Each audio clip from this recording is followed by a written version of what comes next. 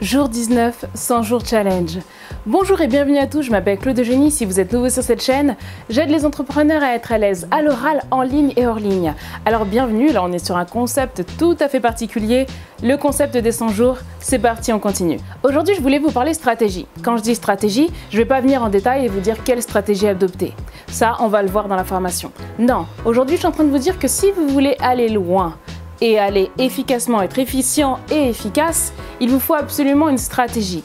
Qu'est-ce que c'est qu'une stratégie? Une stratégie, c'est savoir ce que vous voulez faire, donc le quoi, savoir comment vous voulez le faire et où vous voulez aller. Dans notre cas à nous, on veut monter un business, on est bien d'accord, on est sur la même longueur d'onde. Vous avez une passion, vous avez identifié un problème sur le marché et vous êtes capable de le résoudre. Nous, ce qu'on veut, c'est atteindre nos clients et faire des ventes. Mais sur le chemin, on n'est pas tout seul. On a des concurrents à côté de nous, des concurrents qui vont chercher à nous dépasser, qui vont chercher à nous voler des parts de marché, à nous copier également. Et donc, il faut avoir la meilleure stratégie pour pouvoir correctement vous placer. Eh bien, il faut savoir que dans le marché, vous avez différentes sociétés et il y a des sociétés qui ont des stratégies pour être numéro 1. Ils feront tout leur possible pour être numéro 1. D'autres feront tout leur possible pour être simplement numéro 2. Donc, quand on parle de stratégie, on parle surtout de positionnement. Déjà, où est-ce que vous voulez vous positionner? Est-ce que vous voulez être le numéro 1 de votre domaine, par exemple? Je ne sais pas. Si vous êtes dans le développement personnel, regardez déjà les numéros 1 qui sont là. Par exemple, on parle de Tony Robbins. Est-ce que vous voulez impérativement être un nouveau Tony Robbins? Ou alors, est-ce que vous dites, bah non, moi je veux pas être le Tony Robbins connu mondialement, mais moi j'ai une stratégie pour être le numéro 4 ou numéro 5. Ce qui fait que vous allez déployer des efforts de numéro 5 et pas de numéro 1. Le problème quand on ne définit pas clairement sa stratégie, donc son positionnement, en général parfois on veut la lune, on veut viser la lune, mais on n'a pas l'énergie nécessaire pour pouvoir monter jusqu'à la lune. On n'a pas assez de puissance et d'inertie pour pouvoir y arriver. Et sur le chemin, on se démoralise parce que depuis le départ on n'avait pas défini notre stratégie. Aujourd'hui, est-ce que vous voulez simplement 100 clients par mois, 50 clients, 30 clients, ou est-ce que vous en voulez 1 million ou 1000 clients par mois? Je ne sais pas. À vous de définir ça au départ. Parce que, vous savez, parfois on veut plus et quand on finit par avoir plus, là on se rend compte en fait qu'on ne pouvait pas gérer. J'ai une amie par exemple qui est dans les assurances et qui avait créé sa page pour son site d'assurance et un jour elle a été super bien référencée par Google. Pourquoi? Parce qu'elle a fait une interview dans un magazine comme Capital ou quelque chose comme ça et elle a été promue numéro 1 ou numéro 2 des comparateurs d'assurance. Résultat, qu'est-ce qui s'est passé? Toutes les personnes qui ont lu le magazine ont googlé son entreprise et tout le monde est venu créer un formulaire. Sauf que le problème, c'est que l'entreprise s'est cassée la figure. Pourquoi? Parce qu'elle n'était pas dimensionnée. Eh bien, elle a commencé simplement, elle était à 2 avec son mari et ils avaient un peu d'aide de 1 ou 2 commerciaux, mais c'était tout. Et donc, résultat, vu qu'ils n'étaient pas dimensionnés pour du jour au lendemain passer de 5 clients à 300 clients la journée, eh bien, tout s'est effondré. Donc, c'est pour ça que parfois, et c'est ce que je vois surtout sur Instagram par exemple, il y en a beaucoup qui veulent avoir 1 million de followers ou 10 000 followers. Mais ces 10 000 followers, il faut savoir les gérer, il faut savoir gérer le service après-vente, il faut savoir s'ils sont ravis de ce que vous faites déjà, il faut savoir si vous n'allez pas avoir trop de problèmes avec eux, etc. Bref, il y a plein de choses à savoir.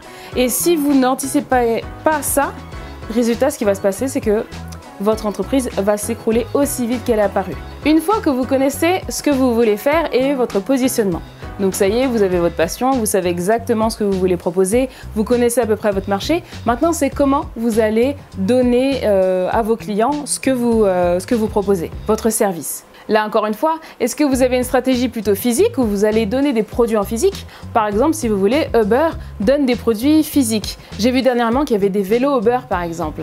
Donc, ça vous donne une idée de la manière dont ils veulent proposer leurs services. Ils utilisent certes un système dématérialisé comme Internet, mais derrière, ils proposent leurs services en physique.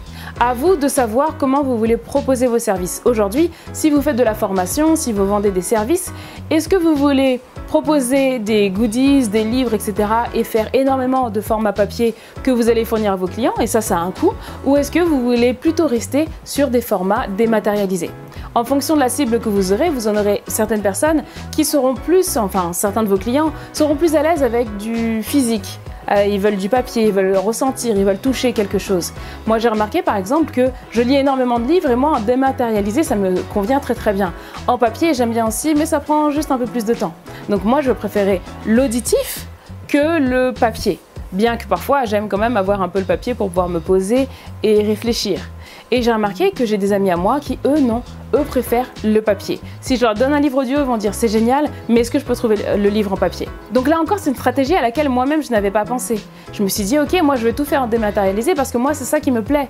Mais si demain j'ai une partie de mes clients qui ont besoin d'un produit physique, eh bien il faut que je leur envoie un produit physique, c'est aussi simple que ça. Maintenant, votre produit physique a un coût certes, et il faut vraiment le calculer dans votre retour sur investissement. Et parfois, certains produits physiques sont obsolètes. Comme par exemple les CD. À l'époque, certains entrepreneurs proposaient des formations sur CD-ROM, sur CD.